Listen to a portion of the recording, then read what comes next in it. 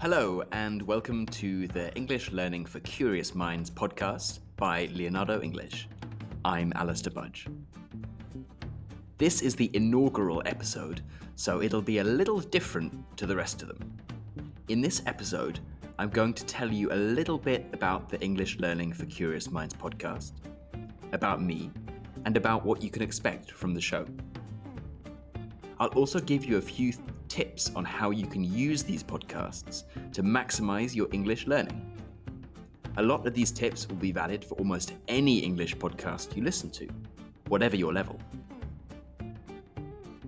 If you like what you hear, well, you can hit subscribe and you'll have the podcast in your pocket, so you can learn English while learning fascinating things about the world, wherever you are, whatever you are doing.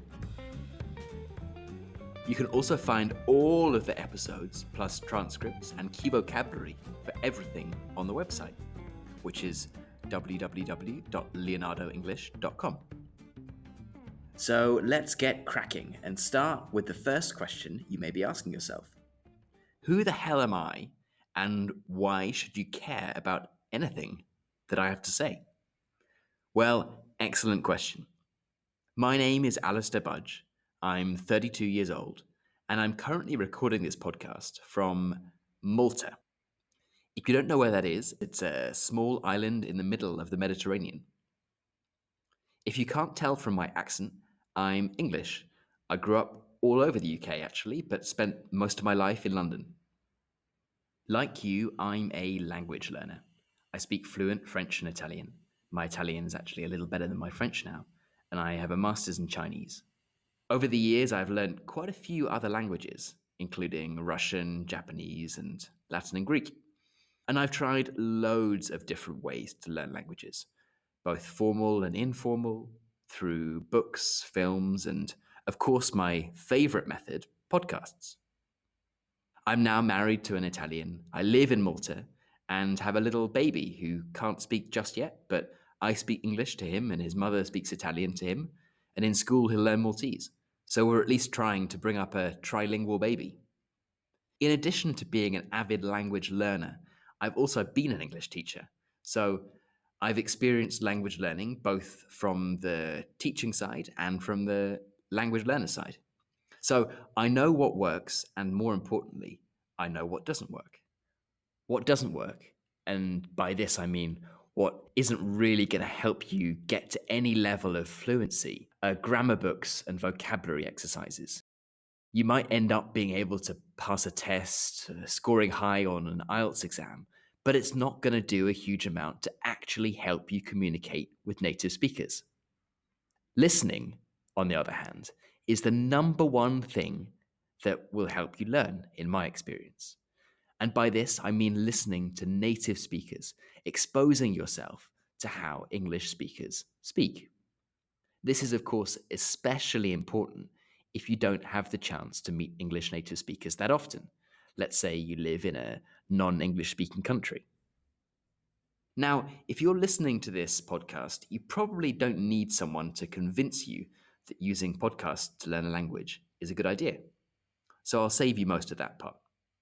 But what I will do is tell you a little bit about Leonardo English and the English Learning for Curious Minds podcast, why I started it, what I hope you can get out of it, and the sort of things that you can expect from the show. Okay, so what is the English Learning for Curious Minds podcast, and who is it for? I started the podcast quite simply because I wished that something like this had existed for me when I started out as a language learner.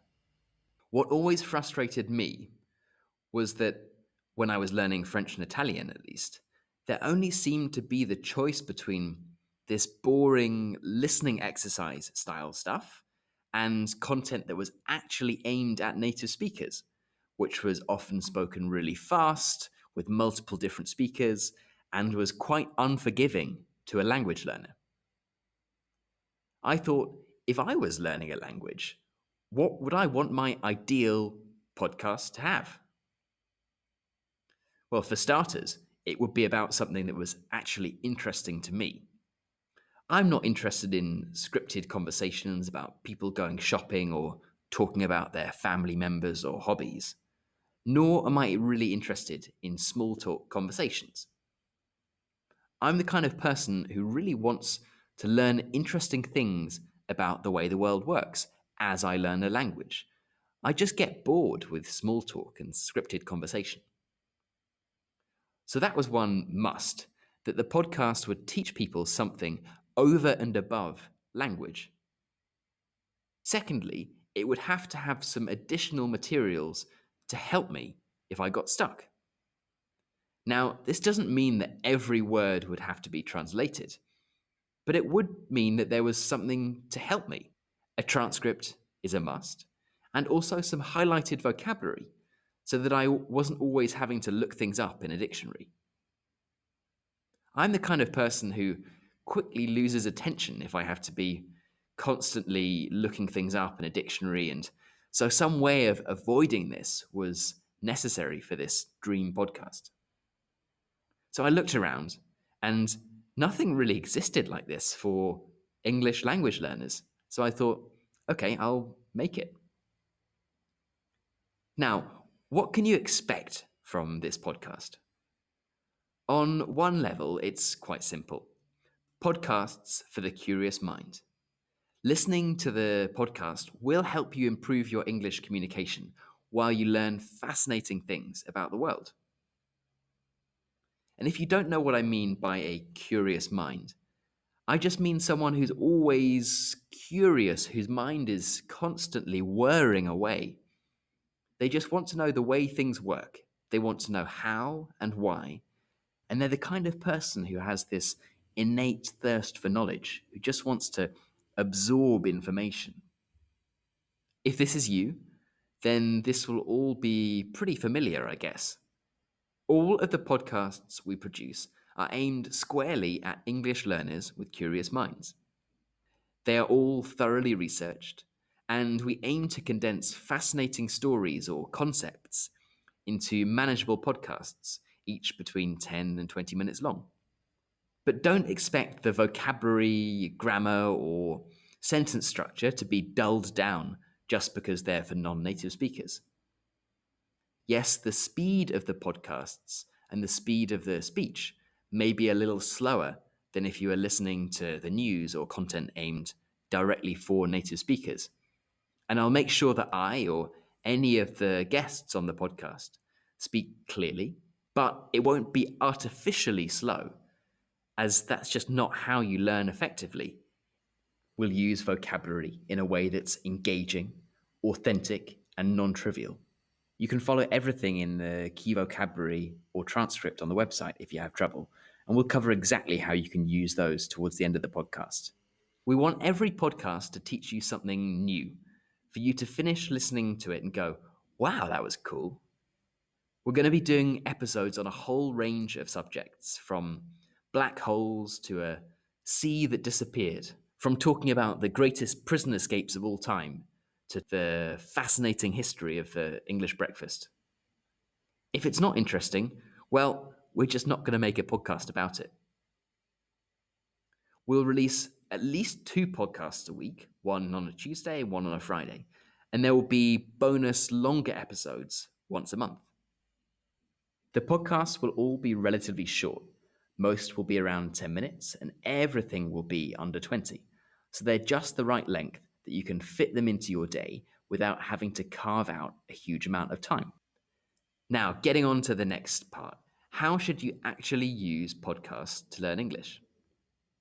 Well, there is a mammoth guide on this on the blog. I think it's almost 5,000 words long. So if you really want to read up about this, then I recommend checking out that guide. I'll also add it into the show notes. And there's another podcast coming out on how to use podcasts to learn English. So that will have a whole load of information as well. But I just wanted to touch on a few simple ways that you can use podcasts to learn English. I should point out that all of these tips apply to any podcast you listen to, not just this one. Okay, number 1 tip is, if you can, to listen without distractions. So make sure you're listening actively, not passively. What do I mean by this? Well, active listening means sitting down with a notebook, writing down interesting phrases or words you don't understand. It can mean doing things like trying to transcribe the podcast, or shadowing, so speaking out loud at the same time as I am. You can find the transcript on the website, so that's leonardoenglish.com. You can also print that out and use it as an aid to help you as you go along. The main difference between active and passive listening is active listening is when you're listening and you're completely focused on the podcast. Passive listening is when you're doing it while you're doing something else. So perhaps you're running, driving in the car, doing the dishes, doing whatever it might be. But it's quite difficult, especially when you're listening to a podcast in a second language, to actively concentrate when you're doing something else. Second tip is to set aside a time every day or week and stick to it. It's the easiest thing in the world to say to yourself, okay, cool, I'll start listening to a podcast to learn a language. But if you don't set aside time in your day, you're much less likely to actually do it. Even if it's just 10 minutes after your shower in the morning or 20 minutes during a lunch break, set aside the time for it and actually do it. And the final tip, and this is of course not revolutionary, is to find other people to listen to the podcast with. If there's a friend or colleague who is a similar level to you, then listen to it together, discuss it, in English of course, and use it as a way to practice speaking. Podcasts are such an incredible language learning tool, but they're so underused by most English language learners. They teach you listening, of course, but if you use them properly, they can also help your speaking, reading, and writing. Plus, they live on your phone, you can access them whenever you want, and you get to hear directly from native speakers. So just think about it. People spend thousands of dollars to go and do intensive language immersion courses in places where native speakers are, but they could get immediate access 24 hours a day to native speakers directly in their ears through their headphones, through a podcast for free.